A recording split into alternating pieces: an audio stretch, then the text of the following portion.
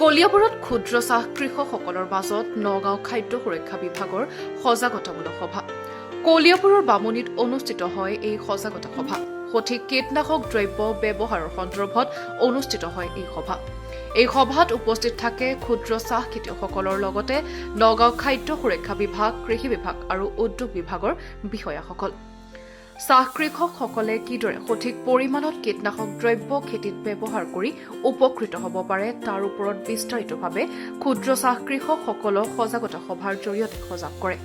Pesticides কোনখিনি কিমান মাত্ৰাত ব্যৱহাৰ কৰিব পাৰোঁ আৰু প্ৰতিটো পেষ্টিচাইডছৰ যোনটো MRL বুলি কয়, মেক্সিমাম ৰেচিডিউ লিমিট, অসমীয়াত যোনটো কোৱা হয় সৰ্বোচ্চ অৱশিষ্ট সীমা, যোনটো চাহপাতত পোৱা যায়, সেইখিনি গোটেই ৰেগুলেশ্যনছখিনিত সুন্দৰভাৱে দিয়া আছে।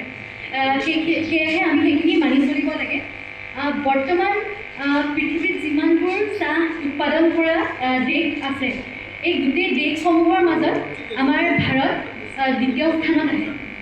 আৰু ভাৰতে আমাৰ যিমানখিনি চাহ উৎপাদন কৰে, সেই চাহখিনিৰ তাৰে 52% চাহপাত আমাৰ অসমে উৎপাদন কৰে। যিমানখিনি চাহ আমাৰ ভাৰতে উৎপাদন কৰে, তাৰে 52% আমাৰ অসমে উৎপাদন কৰে। আৰু সেই 52%ৰো 50%তকৈও বেছি আমাৰ উৎপাদন কৰে ক্ষুদ্ৰ চাহ খেতিয়কসকলে। খাদ্য সুৰক্ষা বিভাগৰ মোবাইল লেবৰেটৰীৰ জৰিয়তে চাহ খেতিয়কসকলক সঠিক পৰিমাণত চাহত কিদৰে কীটনাশক ব্যৱহাৰ কৰিব লাগে আৰু অধিক পৰিমাণে কীটনাশক ব্যৱহাৰ কৰিলে হ'ব পৰা ক্ষতিৰ বিষয়ে বিস্তাৰিতভাৱে অৱগত কৰে। চৰকাৰৰ মাননীয় মুখ্যমন্ত্ৰী ডক্টৰ হিমন্ত বিশ্ব শৰ্মাৰ দেৱৰ লগত সদৌ অসম ক্ষুদ্ৰ চাহ খেতিয়ক সন্থাৰ আলোচনা মৰ্মে সমগ্ৰ অসমতে খাদ্য সুৰক্ষা বিভাগে সঠিক যাতে চাহ খেতিত যাতে সঠিক দৰৱ সঠিক সময়ত যাতে ব্যৱহাৰ কৰে, তাৰ পৰা যাতে কাৰো স্বাস্থ্যৰ ক্ষতি নহয়, এনেধৰণৰ এই সমগ্ৰ অসমতে এইটো প্ৰগ্ৰেম চলি আছে। তাৰ অংশ হিচাপে আজি কলিয়াবৰৰ আমাৰ ক্ষুদ্ৰ চাহ খেতিয়ক সন্থাৰ কাৰ্যালয়ত অনুষ্ঠিত হৈছে। আমাৰ এই আজিৰ সভাত অসম চৰকাৰৰ খাদ্য সুৰক্ষা বিভাগৰ নগাঁও জিলাৰ মাননীয় চুমি শইকীয়া বাইদেউ ডাঙৰীয়ানী, আমাৰ কৃষি বিভাগৰ কলিয়াবৰ চাব ডিভিজনৰ বিষয়া নিভা দলে বাইদেউ আৰু আমাৰ উদ্যোগ বিভাগৰ অধ্যক্ষ ডাঙৰীয়া মাননীয় গৌতম শইকীয়া ডাঙৰীয়াত উপস্থিত আছে। আজিৰ সভাখনৰ পৰা সকলো ক্ষুদ্ৰ চাহ খেতিয়কে আমি উপকৃত হ'ব বুলি আশা কৰিছোঁ, যাতে সকলোৱে স্বাস্থ্যসন্মত আৰু অনুমোদিত দৰৱ ব্যৱহাৰ কৰিব বুলি সকলোৱে আজি প্ৰতিশ্ৰুতি দিছে ইয়াত।